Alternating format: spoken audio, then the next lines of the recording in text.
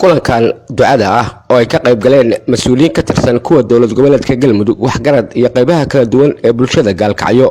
ayaa ahaa mid loogu duceynaya Allaha u naxariistay gudoomiyihii deegaanka Abbaroqo Cabdullaahi Jaamac Dhoore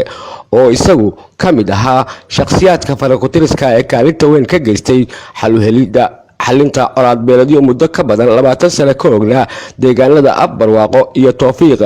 taas oo ay dowladda federaalka Soomaaliya gacan ka geysanaysa gaar ahaan taliska ciidamada xoogga dalka Soomaaliyeed munaasabada ducada ah ayaa waxa ugu horeyn ka hadlay qaar kamid ah waxgaradkii iyo qaybihii bulshada ka soo qayb galay wallahi uu naxariisto leenahay walaalkaya waxaan oran lahaa markaan uu ku soo dhaweeyay waxaan leeyahay awal aan ikhlaas u aqrino ma inteeda fadhida aan ilaahay u barino annaguna aan sadaqaysano intaas oran lahaa waxaan leeyahay laba daqiiqo leeyahay wali waan u caawisa misadda ikhlaasa ila aqrisa ila hidiyayno inta ay u caawiyo waxyaabaha shareecadu ay amrayso la qaato waxa ilaahay reebay waxa rasuulku reebay sallallahu alayhi wasallam waxa shareecada islaamku ay reebtay oo dhan laga haro ka dhintay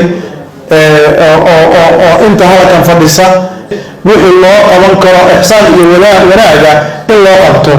bamida dadkii uu xiriirin jiray inay xiriirisid gudoomiyaha degmada Gaalkacyo Cabdiraxmaan Sheekh Xasan Jimcaale iyo gudoomiyaha gobolka Mudug Cabdiraxmaan Cali Diiriye Isxal ayaa iyaguna ka hadlay munaasabada kala leeyahay waraankin Cabdullaahi ilaahay jannada ugu bashaareeyo anaga ilaahay ka ciisana fidnayo eelkii waraanadii dhammaan waxaa leeyahay ilaahay sabab waxaa waa sida waraankin tiirkana baxay u ahaa macnaheedu ugu fadhiya ka soo shaqeeyay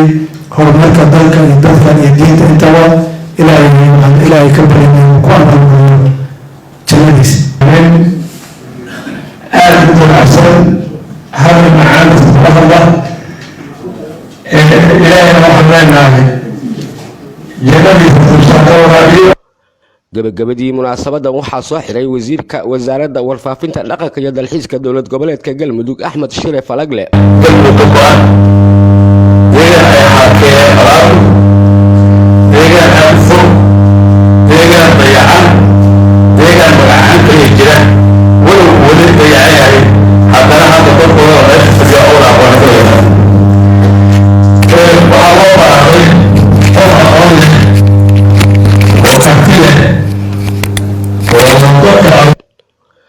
Allaha u naxariistay Cabdullaahi Jaamac Dhoore ayaa isagu markii uu noqday gudoomiyaha deegaankaasi Abbaroqo xoogga saaray xalinta colaad beeladyo muddo ka badan 20 sano halkaasi kaga la xoognaa beelo walaalaha oo wada degan deegaanada Tawfiiq iyo Abbaroqo kuwaas oo intii socdeen ay ka dhasheen